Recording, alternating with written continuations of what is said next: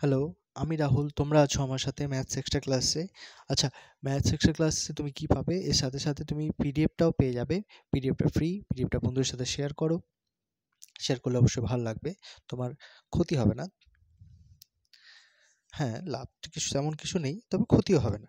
তাহলে দেখি first problem কি বলে দিয়েছে। একেরটা বলেছে এ একটা প্রতিসম বিপ্রতিসম ম্যাট্রিক্স হলে, আচ্ছা, এ একটা প্রতিসম বিপ্রতিসম যদি ম্যাট্রিক্স হয়ে থাকে তাহলে সেটা সবসময় কর্ণ ম্যাট্রিক্স হবে। অপশন এ হয়ে যাবে। বলে দেখানোর কিছু নেই। প্রবলেম নাম্বার 2 দেখো। এ ইজ ইকুয়ালস টু কত বলেছে? 0 1। 0 আর 1 যদি বলে দেয় তাহলে কি বলেছে? সে এ ফাংশনটা হচ্ছে এ টু এ, তাহলে চিত্রণটা হবে 1 1 যদি হয় 0 1 0 1, তাহলে 0 0-তে গিয়ে ম্যাপ করতে পারে, 1 1-এ গিয়ে ম্যাপ করতে পারে, তবেই না 1 1 হবে। আদারওয়াইজ কীরকম হতে পারে? 0 1 0 1 0 1-এ গিয়ে ম্যাপ করতে পারে অ্যান্ড 1 0-তে গিয়ে ম্যাপ করতে পারে। এছাড়া কোনো অপশন হবে না। তাহলে অপশন হয়ে যাবে কটি? দুটি চিত্রণ এমন করতে পারে। Option number B. Problem number 3 দেখি কি বলে দিয়েছে। 3 বলে দিয়েছে সাইন ইনভার্স সাইন অফ -3π/4। আমি একই গল্প বললাম। তোমরা যদি মুখ্যমান বের করতে সক্ষম না হও তাহলে কি করবে? তোমরা যেটা ক্লাস 11-এর শুরুতে যেটা অ্যাঙ্গেল বের করা শিখেছিলে সেটাকে ইউজ করো। সাইন তো মাইনাস খাই না, বাইরে বের করে দেয়। 3π মানে হচ্ছে 180। 3 × 180 ডিভাইডেড বাই 4, 4 হয়ে যাবে কত? 45। তার মানে হয়ে যাবে সাইন 45 × 135। 135কে ব্রেক করতে পারি 90 × 2 - 45। তাহলে কত হবে? 90 গুণিতক জোড় থাকার জন্য সাইন হয়ে গেল, অতিরিক্ত কোণটাও নেমে গেল। কোণটা কত নম্বর পাদে দেখব? এখান থেকে কোণ কাউন্ট করা শুরু হয় এতদূর পর্যন্ত 90, এতদূর পর্যন্ত 180, 180 - 45 মানে দ্বিতীয় পাদে সাইন হয়ে যায়। তাহলে এটাই পড়ে থাকবে। তাহলে কত হয়ে যাবে? Sine inverse minus sine 45। Sine ইনভার্সও মাইনাস বাইরে বের করে দেয়। মাইনাস বাইরে বের করাতে এরকম হলো। এরপরে তুমি বলতে পারো যে সাইন ইনভার্স সাইন ক্যান্সেল হয়ে যাবে, 45 হয়ে যাবে অ্যান্সার। 45 মানে হয়ে যাবে π/4। π/4 মানে হয়ে যাবে অপশন বি। Option B -π/4। দেখো, বোর্ডটা ক্লিয়ার করতে হবে। পরের প্রবলেম দেখি।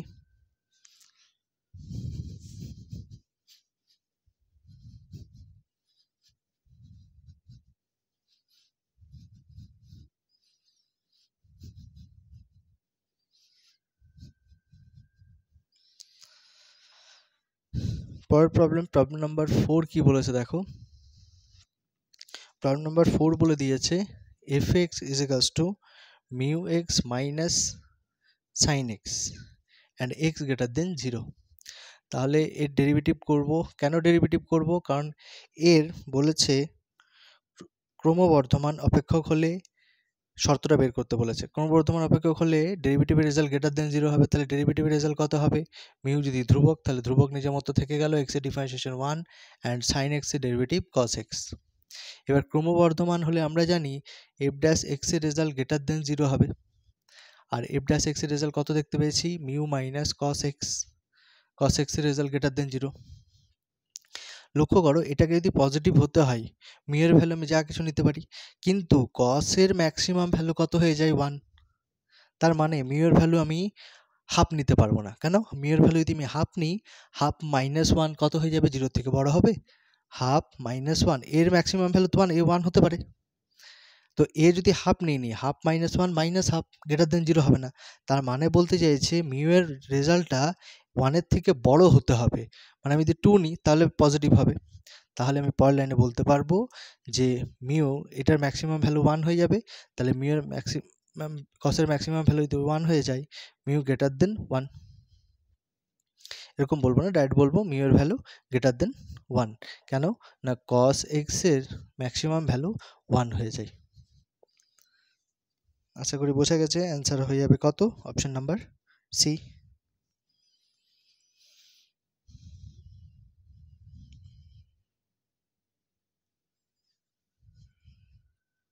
পরের কোশ্চেন দেখো কি বলেছে।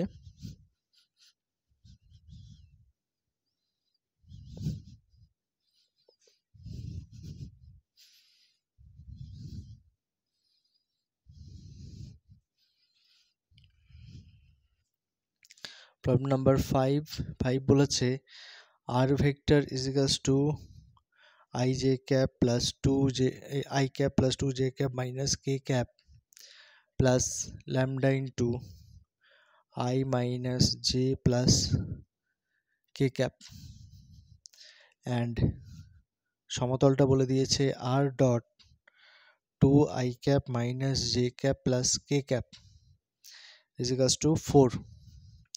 তাহলে বলেছে একটা সমতল একটা সরলরেখার সঙ্গে যে কোণ করে, কোণ কত করবে। আচ্ছা বলে নিই, কোণটা যদি cos থিটা কোণটা হয়ে যায়, কোণটা যদি থিটা হয় তাহলে sin theta is equals to জানি যে b dot n vector divided by b ভেক্টরের ম্যাগনিটিউড n ভেক্টরের ম্যাগনিটিউড। এবার b আর n কি, তুমি বলবে b আর n কি। r ভেক্টরের ভেক্টর ফর্ম হয়ে যায় a vector plus lambda b vector, আর সমতলের ভেক্টর ফর্ম হয়ে যায় r dot n vector is equals to 4, actually is equals to d হয়ে যায়, dটা হয়ে যায় ধ্রুবক। তাহলে এখানে b এর ভ্যালু কোনটা, b এর ভ্যালু তো এটা, আর n এর ভ্যালু কোনটা, n এর ভ্যালু তো এটা। তাহলে পুট করে দেবো, তাহলে b ডট n কত হয়ে যাবে, ডট প্রোডাক্ট করলে b কত আছে i minus j plus k dot 2i minus j plus k।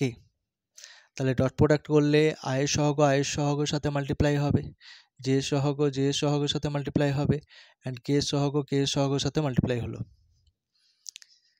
And B magnitude করলে কত হবে, বি ম্যাগনিটিউড করা মানে হয়ে যাবে রুট আন্ডার বি এর সহগের হোল স্কোয়ার, 1 এর হোল স্কোয়ার মাইনাস 1 এর হোল স্কোয়ার, 1 এর হোল স্কোয়ার মানে হয়ে যাবে রুট 3, অ্যান্ড এন ক্যাপের ম্যাগনিটিউডের রেজাল্ট কত হয়ে যাবে, রুট, এটা হচ্ছে এন ক্যাপ, 2 এর হোল স্কোয়ার প্লাস 1 এর হোল স্কোয়ার প্লাস 1 এর হোল স্কোয়ার মানে 4 আর 2 6 রুট 6।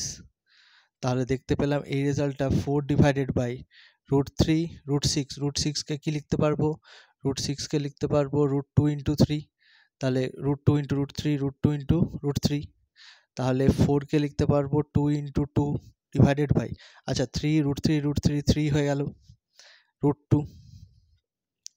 এই 2কে কি বলতে পারবো, রুট 2 ইন্টু রুট 2 বলতে পারবো, 3 রুট 2 ক্যান্সেল করলাম, তাহলে 2 root 2 by 3 sine theta is equals to কত হয়ে যাবে, sine inverse 2 root 2 divided by 3। Option number কত হয়ে যাবে, option number B, option number B. একটু দেখে নাও।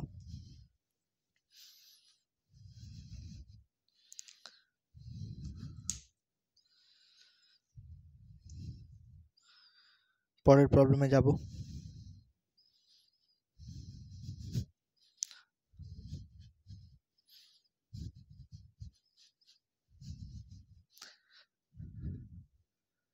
পরের প্রবলেমে যেতে গেলে তো জোহালিক্স এই অ্যাডটার কথা মনে করতে হবে। কেননা আমরা ছোট্ট সময় যে গুণ ভাগ করেছিলাম, মানে গুণ করতে শিখেছিলাম সেরকম গুণ করব, কিন্তু বড় হয়ে এই গুণটা যে এরকম আকার নেবে সেটা তো জানি না। কীরকম, এই যে ডট, ছোট সময় আমরা কি করতাম, এটাকে আমরা গুণই ভাবতাম না, মানে আমরা সেরকমভাবেই বারবার ক্রস লেখার থেকে ওটাই লিখতাম, আর এই গুণটা তো অন্যরকম দেখাচ্ছে এখন সি মাইনাস এ। যাই হোক, তাহলে গুণটা যদি করি, ছোট সময় যেরকম গুণ করতাম গুণটা করি এ মাইনাস বি, ডট থাক, এটা গুণ করব, তাহলে বি একবার এটার সাথে গুণ হবে সি মাইনাস এ, আর মাইনাস সি একবার এটার সাথে গুণ হবে। ছোট সময় যেরকম গুণ করতাম, কিচ্ছু করিনি, বি এটার সাথে পুরোটা গুণ করেছে একবার, মাইনাস সি পুরোটার সাথে গুণ করেছে একবার, তো জোহালিক্স ঠিক ওরকম। আচ্ছা তাহলে দেখো গুণটা যদি করি তাহলে কত হবে, B cross C minus B cross A minus C cross C, same ভেক্টরের ডট ক্রস প্রোডাক্ট কত হয়ে যায় 0, minus minus plus C cross A, তাহলে এটা 0 হয়ে যাবে। এই রেজাল্টটা কত হয়ে যাবে? 0 ভেক্টর হয়ে যাবে। তাহলে পরের লাইনে কি করব? পরের লাইনে ডট করব। ডটটা দেখো কিভাবে করছি। এ একবার ডট হবে বি, এইটার সাথে বি ক্রস সি। এ একবার ডট হবে বি ক্রস বি ক্রস এ, এটা তো 0 হয়ে গেছে। প্লাস এ একবার ডট হবে সি ক্রস এর সাথে। আবার মাইনাস বি ডট হবে তিনজনের সাথে। মাইনাস বি ডট হবে বি ক্রস সি এর সাথে। মাইনাস মাইনাসে plus B dot B cross A.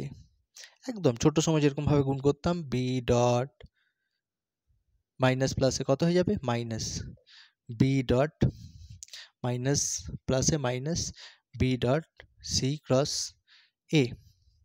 এবার আমরা এখন শিখেছি যে A dot B cross C এর রেজাল্ট কত হয়ে যায়?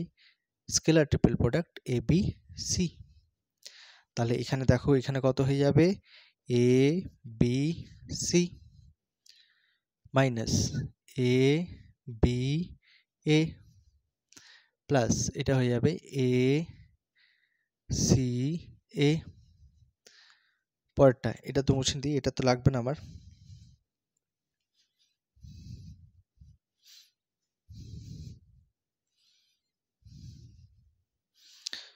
Minus B B C plus B B A minus B C A. তাহলে দেখো স্কেলার ট্রিপল প্রোডাক্টে দুটো ভেক্টর সেম থাকলে 0 হয়ে যাবে, মানে এটা 0 হয়ে যাবে। দুটো ভেক্টর সেম থাকলে এটা 0 হয়ে যাবে। আচ্ছা, এরপরে বিবি রয়েছে 0 হয়ে যাবে, বিবি রয়েছে 0 হয়ে যাবে। আচ্ছা, 0 হবে না কোনটা কোনটা? প্রথমটা A B C minus B C A, এই দুটো চেঞ্জ করবে। ইন্টারচেঞ্জ করলে কি হবে? সামনে একটা মাইনাস চলে আসবে। তাহলে এ সি বি। আরেকবার চেঞ্জ করতে পারি, এই দুটো চেঞ্জ করব, আরেকবার সামনে মাইনাস আসবে, বি সি মাইনাস হয়ে যাবে এ বি সি। 0 হয়ে গেছে, সেম হয়ে গেছে, ওই জন্য ক্যান্সেল হয়ে 0 হয়ে গেল।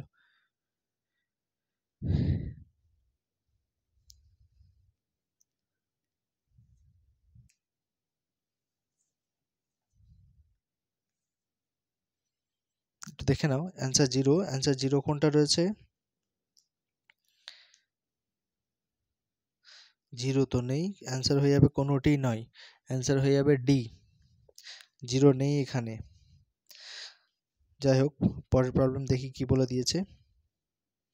অ্যান্সার ডি হবে।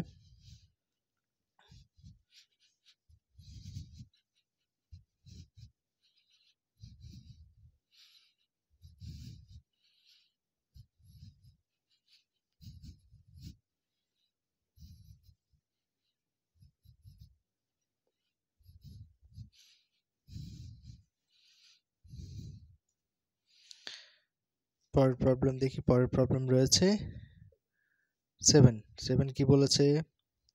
বলেছে limit x tends to 2 x minus 2 divided by x minus 2 mod value.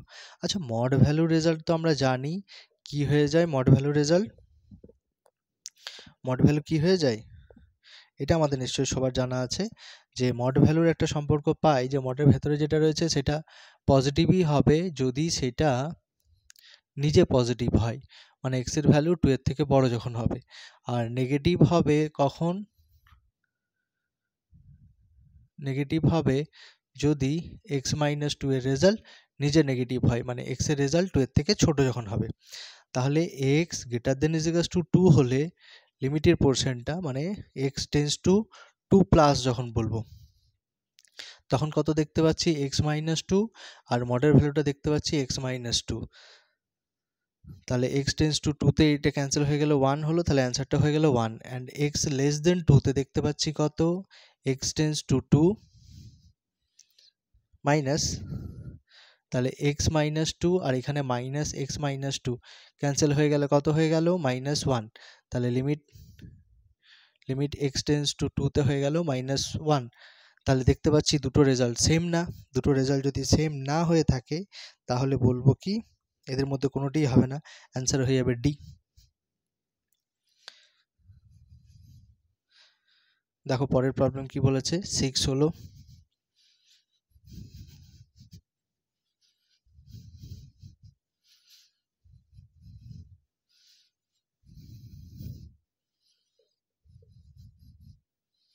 ও 6 হলো না 7 বলেছে, দেখো কি না 7ই হলো 8।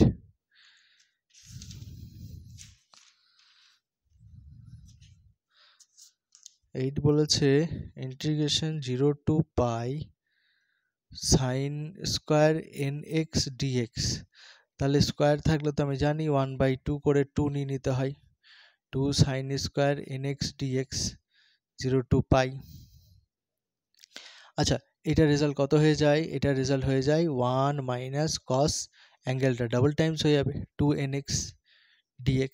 তাহলে পরের লাইনে ইন্টিগ্রেশন করলে কত হবে, 1 এর জন্য হয়ে যাবে x আর cos এর জন্য হয়ে যাবে sine of nx divided by 2n।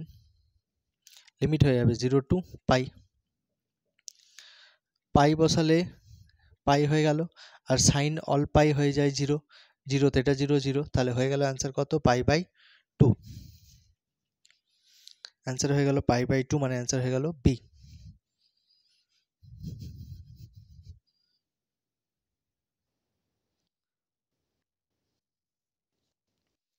একটু দেখে নাও, বোর্ডটা পরিষ্কার করে নিই একটু।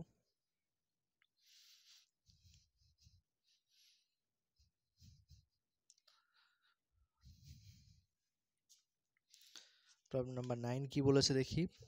প্রবলেম নাম্বার 9 বলে দিয়েছে dy by dx plus y is equals to cube root of 1 plus d2y by dx2 whole to the power 4।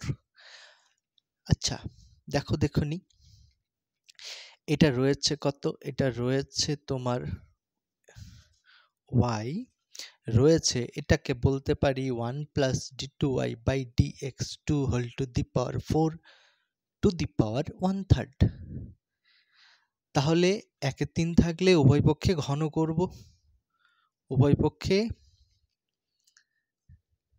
করলাম ঘন, করলে কত হবে এটা আউট হয়ে গেল। তাহলে 1 plus d2y by dx2 whole to the power 4 রয়েছে। তাহলে ক্রম কত হয়ে গেল, সর্বোচ্চ ক্রম তো দেখতে পাচ্ছি 2, তার মাথায় কত রয়েছে, তার মাথায় রয়েছে 4, তাহলে মাত্রা হয়ে যাবে কত 4, ক্রম 2 মাত্রা 4, অ্যান্সার হয়ে যাবে বি। আচ্ছা লাস্ট প্রবলেম দেখি কি বলে দিয়েছে। লাস্ট প্রবলেম বলেছে প্রবলেম নাম্বার এটাতে বলেছে 10 কা দাম। আচ্ছা বলছে একটা ছক্কাকে 3 বার ছোড়া হলো, তাহলে নমুনা দেশে নমুনা বিন্দু কতগুলো হবে, একটা ছক্কাকে 3 বার ছোড়া হলো, ছক্কার ফেস হচ্ছে 6টা, 3 বার ছোড়া হয়েছে মানে 216। নমুনা দেশের টোটাল নমুনা বিন্দু হচ্ছে 216। প্রথম ছক্কায় 5 পাওয়া গেল, প্রথম ছক্কায় যদি 5 পাওয়া যায় তাহলে সেই ঘটনাটাকে এ দিয়ে ডিফাইন করলাম। তাহলে সেই ঘটনাটা কি হবে, প্রথম ছক্কায় 5 পাওয়া গেছে তাহলে 5, তাহলে বাকিগুলোতে কেমন পাওয়া যাবে 1 1 5 1 2 ডট ডট করে কতদূর যাবে 5 1 6। একই রকম ভাবে 5 2 1 5 2 2 ডট ডট করে কতদূর যাবে 5 2 6। আচ্ছা কন্টিনিউ চলবে কতদূর পর্যন্ত 5 6 1 একদম 5 6 6 পর্যন্ত। অ্যান্ড বি কে ধরলাম, এ ধরলাম প্রথম ছক্কায় 5 পড়ার ঘটনা, আর বি হচ্ছে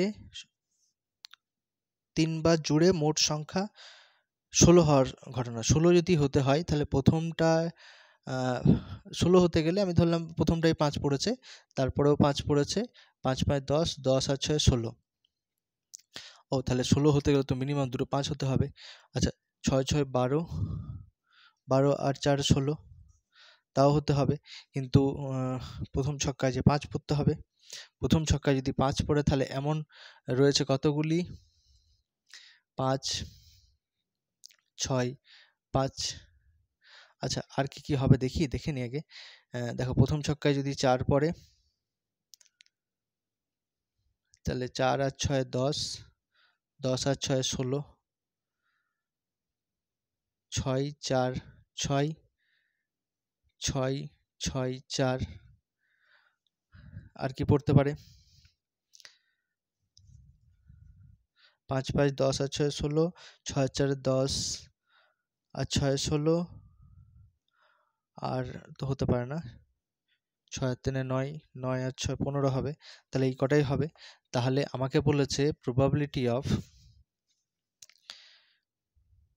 আমাকে ফাইন্ড করতে বলেছে কি, প্রবাবিলিটি অফ, প্রথম ছক্কায় 5 পাওয়া গেছে এই শর্তে, মানে এ কন্ডিশন বি, তাহলে probability of A intersection B divided by probability of A. আচ্ছা এ আর বি এর মধ্যে কমন কি থাকবে, প্রথম ছক্কায় 5 রয়েছে দুটো, তাহলে এইটার প্রবাবিলিটি রেজাল্ট হবে 2 ডিভাইডেড বাই 216, আর এ হয়ে যাবে কত, এ কতগুলো হবে এরকম, 5 তো কমন, 1 1 2 2 করে 36টা রয়েছে, তাহলে 36 বাই 216, তাহলে হয়ে যাবে কত, 216 200 কেটে গেল, 2 বাই 36, মানে হয়ে যাবে 1/18, 1/18 option number B, option number B হয়ে যাবে অ্যান্সার। আশা করি বোঝা গেছে, একটু দেখে নাও।